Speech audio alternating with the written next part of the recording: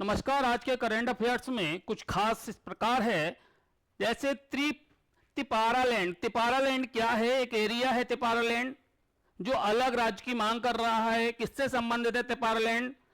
ये किस राज्य से अलग होना चाहता है? ये तिपारालैंड त्रिपुरा से अलग होना चाहता है। वही त्रिपुरा है जो तीन ओर से बांग्लादेश से सराउंडेड है, तीन ओर से बांग्लादेश से घिरा हुआ है। ऐसा भी प्रश्न आता है, तो त्रिपुरा से अलग होने वाला है। इंद्रनील भट्टाचार्य में आपको पहले ही बता चुके हैं कि इंद्रनील जो भट्टाचार्य हैं वो आरबीआई संबंधित हैं, आरबीआई के कार्यकारी निदेशक हैं, एजुकेटिव डायरेक्टर हैं।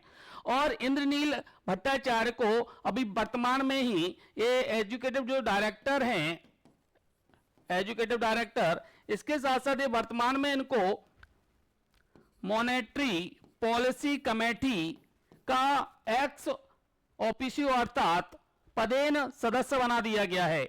मॉनेटरी पॉलिसी कमेटी का पदेन सदस्य ये राजीव कुमार के स्थान पर आए हैं। इंद्रनील भट्टाचार्य को मैं दोबारा से पढ़ा रहा हूं। इंद्रनील भट्टाचार्य जो है, हमने आपको बताया कि जो है एक्स ऑफिशियो हैं जो मॉनेटरी पॉलिसी कमेटी के। मॉनेटरी पॉलिसी कमेटी की अगली बैठक अक्टूबर 2025 में होने वाली है। जब 2025 अक्टूबर में होगी तो उसमें इंद्रनील भट्टाचार्य को जो है विशेष स्थान दिया जाएगा।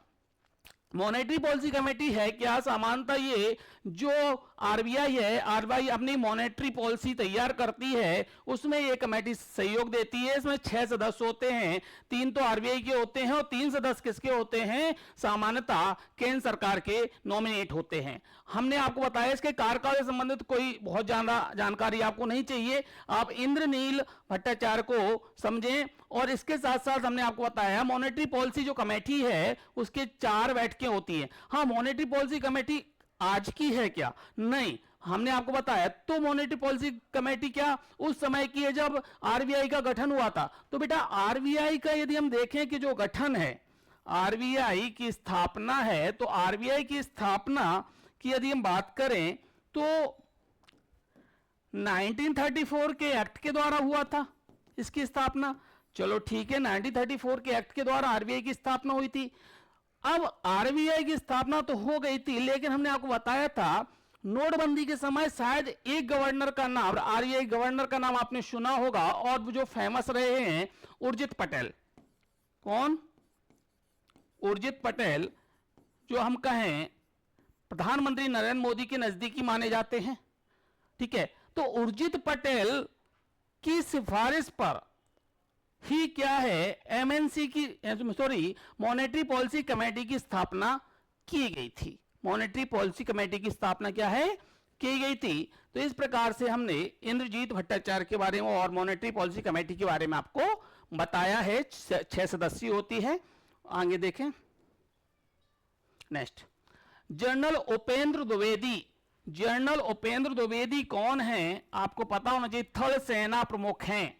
थल सेना प्रमुख हैं। ये अफ्रीकी देश अल्जीरिया की यात्रा पर गए हैं। कहां? अफ्रीकी देश अल्जीरिया की यात्रा पर गए हैं। Next, Gaza. गाजा पट्टी यानी गाजा को तो आप जानते हो गए, जो फिलिस्तीन है, फिलिस्तीन के द्वारा हम कहें जो फिलिस्तीन का जो क्षेत्र है, आपको पता है फिलिस्तीन और इजराइल में आपस में एक तरीके से बहुत ज्यादा ही समस्या का विषय बना हुआ है। तो गाजा क्या है? गाजा एक फिलिस्तीन का एरिया है जिस पर हमास, जो वहां का हमने कहा कि आतंकवादी संगठन है, हमास के द्वारा कब्जा किया गया है। तो यहां गाजा को नष्ट करने का, पूरी तरह से नष्ट करने का मूड बना लिया है इजराइल ने। आपको पता होना चाहिए इजराइल क्या है, गाजा क्या है, फिलिस्तीन क्या है। इसकी एक क्लास में सेपरेट बनाऊंगा, उसमें आप देखना। गाजा को समाप्त करने के लिए क्या, तो यूएनओ ने क्या किया? अकाल की घोषणा की है गाजा में, कि गाजा में क्या है? अकाल पड़ गया है और उससे संबंधित जो है लोगों को जो भी सुविधाएं हैं वो प्रोवाइड यूएन करवाएगा। यूएन मतलब संयुक्त राष्ट्र संघ। नेक्स्ट देखते हैं Yamuna water pipeline project. Yamuna water pipeline project जो है ये है यमुना नदी से जो है जल की सप्लाई होगी, वो सामान्यतः कौन कौन से राज्य लाभान्वित होंगे या किस किस राज्यों की परियोजना है? तो बेटा जी ये हरियाणा की है। हरियाणा प्लस राजस्थान की है, किसकी है, राजस्थान की है। 26वां दिव्य कला मेला का आयोजन किया गया है पटना में, चलेगा ये 31 तारीख तक चलेगा, 31 अगस्त तक चलेगा। दिव्य कला योजना, दिव्य कला मेला, इसका उद्देश्य क्या है, जितने भी दिव्यांग हैं, हैंडीकैप्ड लोग हैं और उनके जो है विशेष जो है क्राफ्ट बनाए गए हैं, हाथों से जो उन्होंने कुछ बनाया है, उसका एक मेला लगता है। ठीक है, क्या लगता है, मेला। नेक्स्ट हम देखते हैं सितिवेनी रावका। अरे ये आपके मेहमान हैं, घर में आए हुए हैं, अर्थात ये जो है फिजी के प्रधानमंत्री हैं और 3 दिन के लिए यात्रा पर आए हैं। कहां, भारत की यात्रा पर। तो रितिवेनी रावका फिजी के प्रधानमंत्री हैं। फिजी की राजधानी हमने आपको बताया शोवा है, जो कि आप देखते हैं प्रशांत महासागर में एक छोटा सा द्वीप है। ठीक है, फिजी। नेक्स्ट देखते हैं प्रिटोरिया कैपिटल्स। प्रिटोरिया कैपिटल्स क्या है, एक्चुअली में प्रिटोरिया कैपिटल्स आईपीएल की तरह है। आईपीएल क्या, जैसे आपकी फ्रेंचाइजीज जो टीम होती हैं, वैसे ही प्रिटोरिया एक फ्रेंचाइजी टीम है साउथ अफ्रीका की। कहां की है, साउथ अफ्रीका की। और वहां का उस टीम का मुख्य कोच किसको बनाया गया है, क्रिकेटर सौरव गांगुली को, क्रिकेटर सौरव गांगुली को। नेक्स्ट देखते हैं fintech hub. Fin finance, tech technology, hub अर्थात फाइनेंस से संबंधित जो टेक्नोलॉजी का यूज होगा वो हब, पूरा एरिया वो बनाया जा रहा है, वो लॉन्च किया जा रहा है। हमने आपको बताया उड़ीसा में। कहां किया जा रहा है, उड़ीसा में। इसमें इसको नाम दिया गया है, ये जो आप नाम देख रहे हो ये आई है, integrated global financial technology capability hub. अर्थात कहने का मतलब ये है, चाहे फाइनेंस संबंधित, चाहे आप यूपीआई करें, ठीक है, एटीएम पेटीएम जो भी हो, इसके साथ साथ आप जो है बैंक से लेन देन करते हैं, इसके साथ साथ आप फाइनेंस कराते हैं, इसके साथ साथ आप शेयर मार्केटिंग करते, कुछ भी है तो टेक्नोलॉजी का यूज जो किया जा रहा है उसे फाइन टेक हब कहा जाता है। और भारत का प्रथम फाइन टेक हब का मतलब है कि एक क्षेत्र का निर्माण किया जा रहा है ओडिशा में। कहां, ओडिशा में। नेक्स्ट टाइफून फाजकी। टाइफून फाजकी एक साइक्लोन है।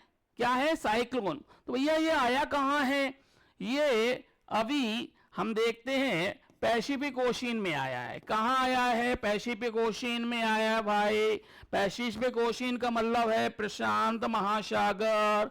प्रशांत महासागर में आया है। अब जब प्रशांत महासागर में ये आया है तो जो है अभी प्रशांत महासागर से सीधा ये वेस्ट की ओर होते हुए ये साउथ चाइना सी में प्रवेश किया है और इसके द्वारा चीन, ताइवान, हम कहें चीन ताइवान को ज्यादा क्या किया गया है, थाईलैंड प्रभावित किया गया है। थाईलैंड को प्रभावित किया गया है। अभी इसकी खबर जो भी आएगी वो आगे दी जाएगी। अभी टाइफून क्या है, काज की आप देख लीजिए, ये एक प्रकार का साइक्लोन है। साइक्लोन ज्योग्राफी में 2 प्रकार के होते हैं, tropical cyclone and temperate cyclone. इनको हम आगे चल के आपको पढ़ाएंगे। ठीक है। नेक्स्ट चेतेश्वर पुजारा और गौहर सुल्ताना, दोनों ही क्रिकेटर हैं। ये महिला क्रिकेटर हैं और ये हम कहें पुरुष क्रिकेटर हैं। और दोनों ने ही क्या ले लिया है, संन्यास लिया है। किससे, क्रिकेट से भाई, क्रिकेट से संन्यास ले लिया है। ठीक है। इसके बाद लिखा है गगनयान। गगनयान क्या है, सबसे महत्वपूर्ण है, भारत का पहला मानव युक्त अंतरिक्ष यान। इसमें भारत 4 लोगों को अंतरिक्ष में भेज रहा है। शुभांशु शुक्ला जो तो आप जानते ही होंगे, वो अभी 2 सप्ताह रुक कर आए हैं। कहां, अंतरिक्ष में। अंगद प्रताप, प्रशांत बालकृष्णन, अजीत जो है कृष्णन, ये गगनयान में ये 4 लोग जाएंगे। ठीक है। इस प्रकार से अगली क्लास कल होगी और आप लगातार हमारे साथ बने रहिए। आगे बेस्ट से बेस्ट जो करंट अफेयर्स है वो लेकर आएंगे। इसके साथ साथ हमारी जो सीरीज आ रही है पॉलिटी की और ज्योग्राफी की, वो भी आप निश्चित रूप से हमसे जुड़ें। धन्यवाद।